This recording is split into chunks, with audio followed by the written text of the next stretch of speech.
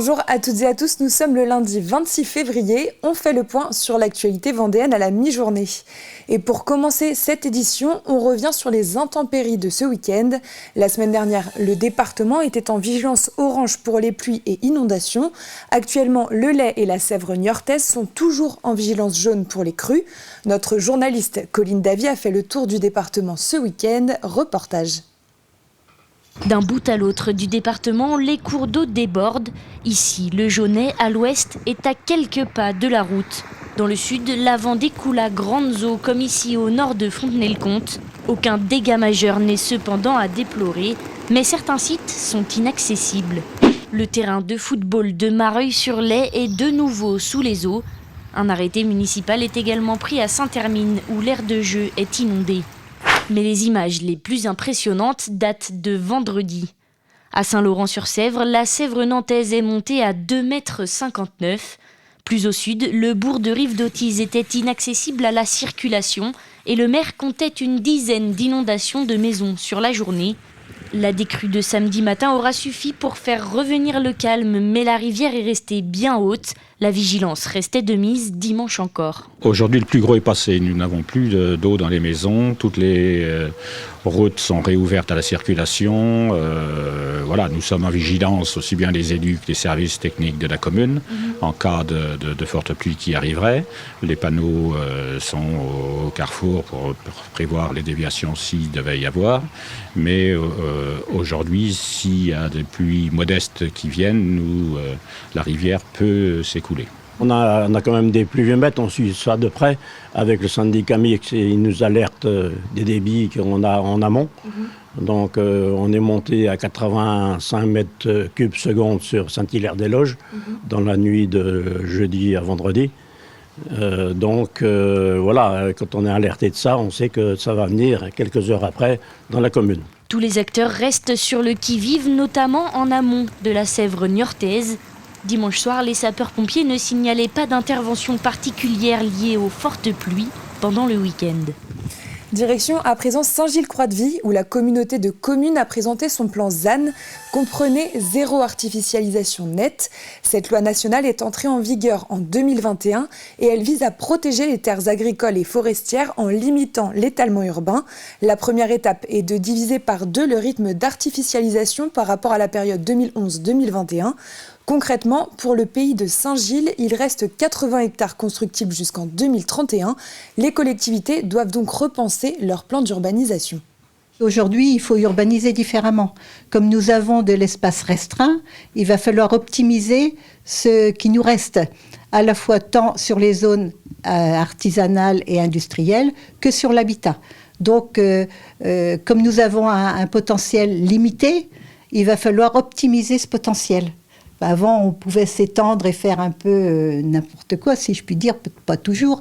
Mais là, il va falloir vraiment repenser l'urbanisme et repenser nos zones industrielles pour optimiser ce qui nous reste en terres constructibles. On reste à Saint-Gilles-Croix-de-Vie, mais pour un tout autre sujet. Ce week-end s'est déroulée la première édition du Festival du Plancton. C'est Amaury Guérin qui est à l'initiative de cet événement. Le navigateur a rejoint le Cercle polaire en 2022 pour y mener une étude scientifique sur le plancton. Il faut dire que cet ensemble de micro-organismes fascine autant qu'il interroge. Le plancton est essentiel à l'équilibre planétaire et pour en savoir plus, on regarde ce reportage de Colline Davy. Tout le monde à bord pour une plongée au cœur de l'univers du plancton.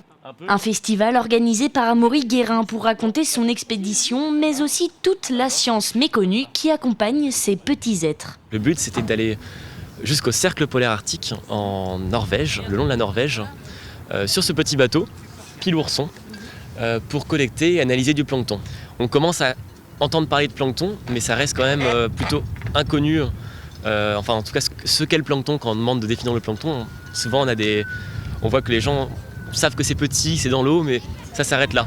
Alors à travers différents ateliers, le grand public est invité à observer et analyser ces planctons. Pas toujours simple de parler sciences microscopiques, mais avec un peu d'ingéniosité, le tour est joué. Déjà, j'utilise des petites peluches plancton. Dès qu'on observe une espèce de plancton, hop, je montre la peluche et je montre en fait la physionomie du plancton pour comprendre comment il avance, pour comprendre comment il mange. Oui, normalement, ils ont tous compris que le plancton, c'est des petits animaux ou des végétaux qui se laissent porter par le courant.